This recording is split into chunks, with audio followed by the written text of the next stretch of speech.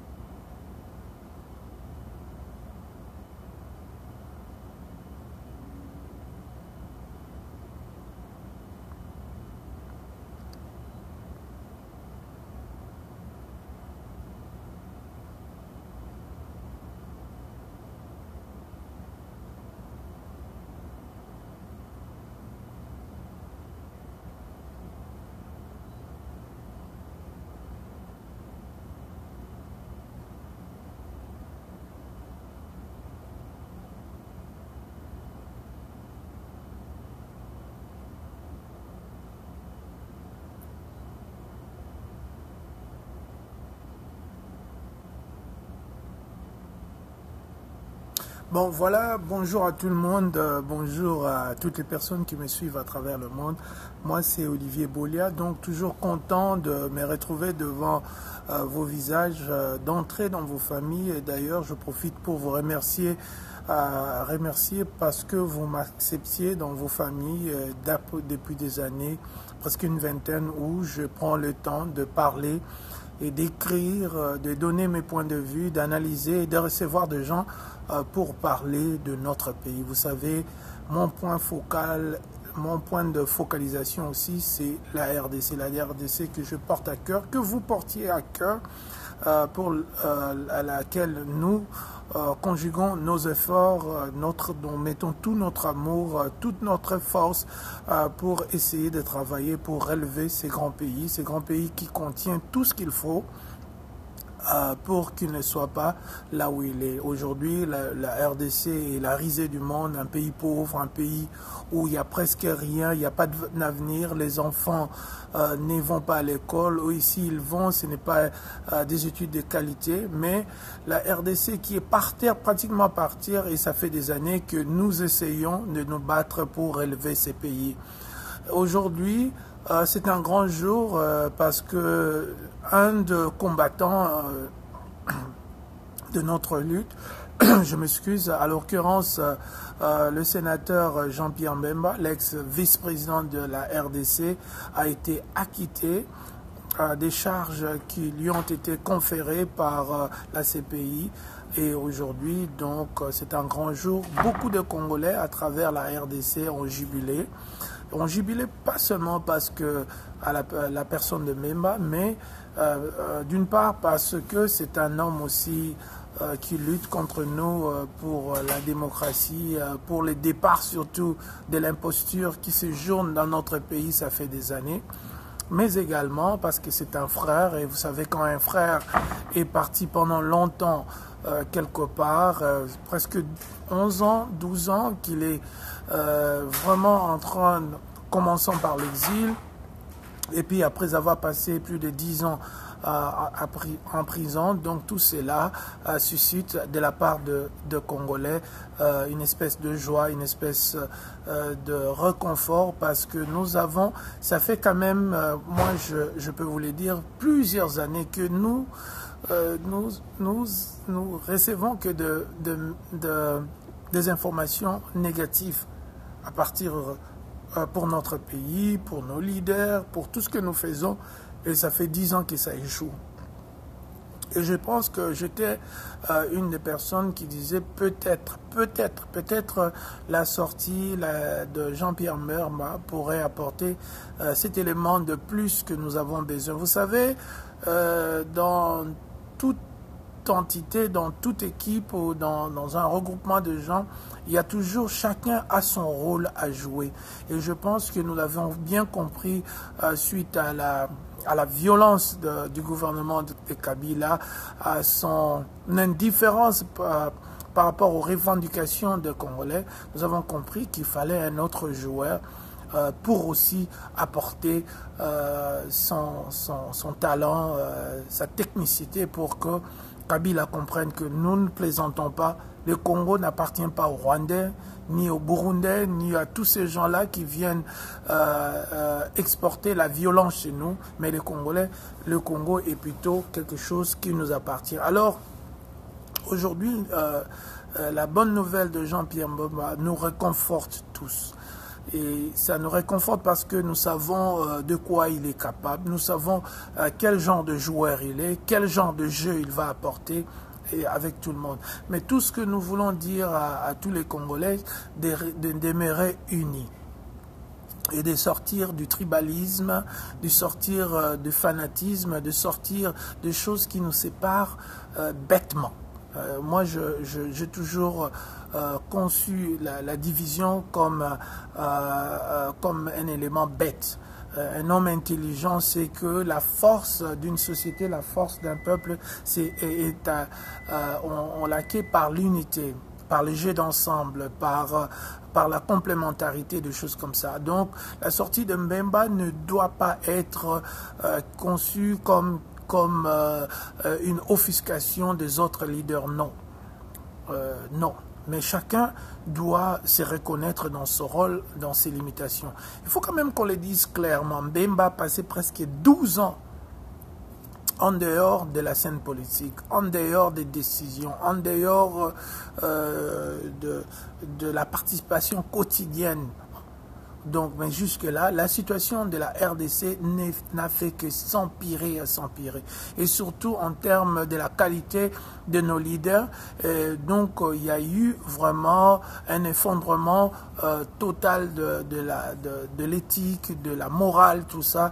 Et aujourd'hui, nous avons pratiquement l'ensemble des personnes qui devraient être dans l'opposition, qu'on retrouve aujourd'hui au sein des personnes qui travaillent avec Kabila. Donc, nous devons aussi, nous qui sommes restés dehors, nous poser la question pendant ces 12 années, qu'avons-nous fait pour changer quelque chose? Bien sûr, nous avons fait des choses très importantes, mais la finalité, vous savez, en politique, c'est la finalité qui compte. Est-ce que nous avons pu renverser le régime? Est-ce que nous avons pu chasser Kabila du pouvoir? Et si la réponse est oui, c'est une bonne chose. Mais si la réponse est que nous n'avons pas encore, donc nous devons ainsi accepter qu'un autre joueur puisse venir s'ajouter à cette équipe que nous avons constituée, qui est une équipe homogène, bien formée, de gens qui sont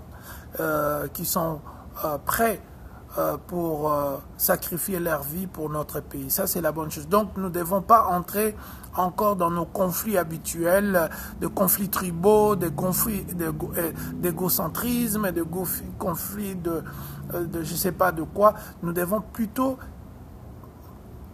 tirer une leçon dans la vie. Une leçon dans la vie, c'est que la vie, c'est un marathon. Ce n'est pas une course de 100 mètres, mais un vrai marathon où les gens peuvent partir et revenir. Et aussi, ou bien, c'est comme un match de basketball, c'est un jeu de momentum, comme on dit. Donc, il y a des moments où c'est vous qui marquez de buts, où il y a des temps aussi où c'est vous qui encaissez de votre côté. Donc, plus important, c'est que nous devons marcher dans la cohésion. La cohésion parce que c'est clair. C'est clair et l'acquittement de Jean-Pierre Mbemba est un message clair que nous sommes en train d'aller dans la bonne voie pour en finir avec ces régimes pourris, un régime incompétent, un régime qui a vraiment descendu notre pays plus bas que jamais. Alors, pour moi, je réitère donc, restons unis, ne nous divisons pas, ne commençons pas à mettre comme on a l'habitude de faire émotionnellement, mettre les uns contre les autres, mais voyons, la première chose, ce n'est pas comme on l'a toujours vu dans le passé, les gens qui se sont déclarés des présidents, de ceci, ce n'est pas ça qui compte. Ce qui compte d'abord, il faut qu'on fasse partir ces systèmes vraiment médiocres que nous avons. C'est ça notre notre première chose, si vous voulez, que nous devons faire, c'est d'abord faire partir ces régimes médiocres. Ces régimes, nous les dirons jamais assez, est à la base et la cause pour laquelle notre peuple souffre. Ce régime est la raison pour laquelle Rossi Mukendi est décédé. Ce régime est la raison pour laquelle Papa Tshisekedi est mort en exil. Ce régime est pour laquelle il y a famine à Chikapa. Ce régime est la raison pour laquelle il n'y a aucun indice qui montre que notre pays, aujourd'hui, vous savez, notre pays était catégorisé comme le pays ayant le moins des infrastructures dans le monde. Donc nous sommes encore une fois avant-dernier. Nous avons pris l'habitude avec ces régimes d'appartenir à la lanterne rouge avec tous les indices partout, tous les rapports, c'est toujours le Congo, le pays le plus sale, le plus ceci, le mal gouverné. Donc on tombe toujours dans toutes ces histoires péjoratives. Donc pour nous maintenant, nous devons voir grand. Nous devons voir que nous devons sortir là où il est. Et ça prend d'abord tout le monde. Les élections, on en fera. La démocratie, on va l'installer nous-mêmes, nous Congolais, pas à partir de 1+4, de choses comme ça, mais la démocratie, ça sera comme le mot démo qui veut dire peuple, ça viendra de vous, ça viendra de moi, ça viendra de la participation des uns et des autres pour que nous rendions finalement à notre progéniture les indices, cette fois-ci positifs, que notre pays ira dans le bon sens. Ça, c'est ça un peu les choses que je voulais partager avec nous aujourd'hui. C'est que quand il y a une lueur d'espoir, il faut rester unis, il faut rester focalisé, il faut regarder de l'avant. Notre combat n'a jamais été les uns contre les autres, ou bien un combat de popularité. Qui est plus populaire? Quel parti fait ça? Non, ça c'est la bassesse. Et comme je l'ai dit toujours, ce ne sont pas les Blancs qui nous dirigent, mais c'est notre médiocrité qui nous dirige. Chaque fois qu'on s'attache à cette médiocrité, à cette façon-là de penser, à nos bassesses, c'est là que l'ennemi vient pour prendre le dessus de nous. Donc la faute incombe premièrement à nous lorsque nous, à cause de nos bassesses, à cause de la médiocrité, nous ouvrons la porte à beaucoup de choses et en finalité, c'est la RDC qui paye, c'est notre pays qui paye et c'est nos populations qui continuent à demeurer dans des conditions les plus atroces, les plus avec carence d'humanité et tout ça. Alors nous avons le devoir aujourd'hui de rester unis, l'unité. Peuple congolais, restez unis. Laissez les tribalismes, laissez l'orgueil, laissez les m'as-tu-vu, laissez les insultes faciles, laissez les comparaisons, laissez la propagande basée sur des mensonges. Mais entrons dans l'amour du pays, l'amour pour ressusciter ce pays qui est peut-être dans le coma, je ne sais pas s'il faut utiliser le mot ressusciter, mais le pays est dans le coma, il est dans une situation dormante, ça fait des années, et ça va prendre chacun de nous. Ça va prendre l'amour de chacun de nous. Ça va prendre le travail, les aptitudes de chacun de nous. Personne n'est indispensable dans ces pays. Personne, il n'y a aucun individu sans lequel ces pays ne peut pas aller de l'avant. Même Jean-Pierre Mbemba, avec toute la grandeur qu'il a, s'il n'est pas là, le pays va continuer. Que ce soit n'importe quel nom que vous pouvez mettre selon vos sentiments. Personne n'est indispensable. Nous sommes tous là appelés à jouer son rôle. Moi, Olivier, je ne veux pas être président, je joue mon rôle à moi. Telle personne doit jouer son rôle. Il faut accepter ses limites. Personne n'a toutes les aptitudes, tout ça. Non, ça n'existe pas. On doit accepter, reconnaître les qualités des uns des autres.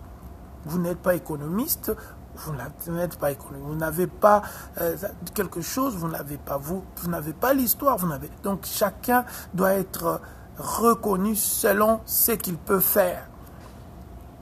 Et pas seulement sur le plan théorique, mais ça doit être du vécu, l'expérience, les travaux, les études, la préparation, ou bien le mentorship. Il y a plusieurs façons d'apprendre, autodidacte, mais au moins, toutes ces façons soient reconnues par les autres. C'est comme ça que nous irons en avant pour ressusciter notre pays de la situation horrible, horrifiante dans laquelle il se trouve depuis des années. Donc, gardons l'unité. Nous sommes très contents pour la famille de Jean-Pierre Mbemba. Je tiens à vous dire très clairement, nous sommes très contents de cette décision. Nous pensions que depuis longtemps que ces procès étaient politiques. Il y a plein de criminels en RDC qui ont tué des Congolais, mais qui sont toujours là en train de circuler sans qu'ils n'ont jamais été inquiétés. Il y a plein de criminels au Rwanda. Il y a plein de criminels au Burundi qui ont fait des choses horrifiantes à nos populations, les viols, nous en souvenons tous avec Dr Mukwege à l'est du pays. On se souvient de millions de déplacés du Kivu, dont la plupart sont aujourd'hui déjà au ciel. On voit également toutes les atrocités dans les Kasaï, à l'Équateur, partout, le massacre de Boudia Congo. Tout ça rappelle que nous avons en face de nous des sanguinaires, de sauvages. Donc ne perdons pas un instant l'espoir, ne perdons pas un instant notre point de focalisation qui demeure toujours. Kabila doit partir, c'est un incompétent. Si ce n'est pas un imposteur rwandais, c'est du moins un incompétent, quelqu'un qui a foutu notre pays dans la dérision, dans vraiment pour que nous restions pendant des années la risée de la planète. Mais cette situation, je pense, avec l'appui des uns et des autres, nous allons finalement mettre fin à ça. Donc, merci. Nous remercions toutes les personnes qui ont aidé la famille Mbemba à sortir de cet ordile. Ordile, c'est l'anglais, hein, je pense. Alors, de sortir de cette situation grave, et que nous pensons que c'est vraiment la fin d'un chapitre très mauvais de leur vie, et que le Seigneur, notre Dieu, et comme ça a été la prière pour tout le monde, va être avec eux pour finalement sortir de la prison effectivement, et que la famille Mbemba, Maman Liliane et les autres, et aussi il faut se rappeler que le papa Jeannot Mbemba est mort à cause de cette histoire, stressé, on parle d'empoisonnement parfois, mais moi je préfère rester avec le fait que je peux prouver. Alors, et tous les Congolais ont vu que cette situation avait tellement duré, et que voilà, donc il fallait qu'à un moment donné que les juges, la communauté internationale et nous les Congolais, que nous fassions ce qui était possible pour qu'une justice soit faite dans le sens de ce qui s'est passé aujourd'hui. Donc, tout cela à la famille Mbemba, rester fort, rester unis, rester... la vie c'est ça. Et bon, aussi un petit conseil, bon, il ne faut pas se venger. Nous savons que beaucoup de Congolais ont contribué à l'incarcération de Mbemba, notamment ses proches amis et tout ça, mais nous Congolais, nous avons un grand cœur, donc nous ne devons pas garder rancune contre des choses comme ça. Vous savez, tout le monde est faillible, tout le monde a ses petits démons de temps en temps, tout le monde peut être tenté pour des raisons personnelles ou des raisons d'ascension sociale, faire des choses bizarres. Mais voilà, mais pour nous, nous demandons à Jean-Pierre Mbemba et sa famille de vraiment pardonner, de pardonner toutes ces personnes, sauf Kabila, toutes les personnes congolaises qui ont participé à cette incarcération. Nous vous demandons de les pardonner. Mais Kabila, son sort seulement que nous allons tous travailler en conjonction avec tous les opposants pour que nous mettons Kabila hors d'état de nuire, et il n'a aucune capacité pour être là où il est. C'est pas sa place, il n'a jamais été à sa place. C'était, comme je dis, notre médiocrité, des gens qui étaient autour de Laurent Désiré Kabila qui ont occasionné que cette anomalie se produise dans notre pays, qu'un homme sans bagage, sans connaissance même de notre pays, et aussi un homme qui déteste le Congolais. Nous l'avons vu avec des gestes, avec des décisions, comment cet homme a la haine de Congolais. Il déteste le Congolais, il a toujours voulu nos malheurs, il a toujours concocté avec nos ennemis, il a toujours fait que le Congolais soit vraiment de malheureux, de minables sur la terre. Mais je pense que ce temps-là tend vers sa fin. Donc voilà, c'est un peu le même son, ça rime un peu, son temps tend vers la fin.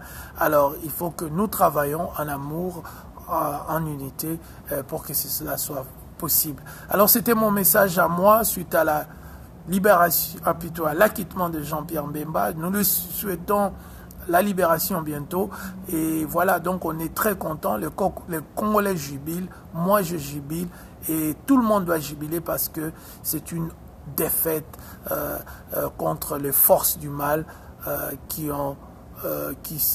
les forces antidémocratiques qui séjournent dans notre pays depuis l'arrivée de Laurent Désiré Kabila. Alors maintenant, nous allons remettre la machine de la démocratie avec vous tous et travaillons ensemble. Alors, camarade Jean-Pierre Mbemba, welcome back. This was Olivier Bolia. Donc, je vous remercie à tous et moi, je danger zamboka na biso. Faut telema na nenga mukete. C'est votre pays, battez-vous, faites tout ce qu'il faut pour que Tozoa Mouranabiso. Merci à tous et merci Nabino Nyos Bolandi, na fidélité Nabino Nengo Simba Rabiso.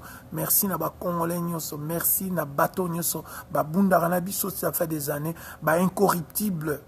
Incorruptible, oyo basara pour la mbongo te, basara pour la locomote, mais basara pour Congo et Zonga place Zalaki. Merci. Zaïrois dans la paix retrouvée.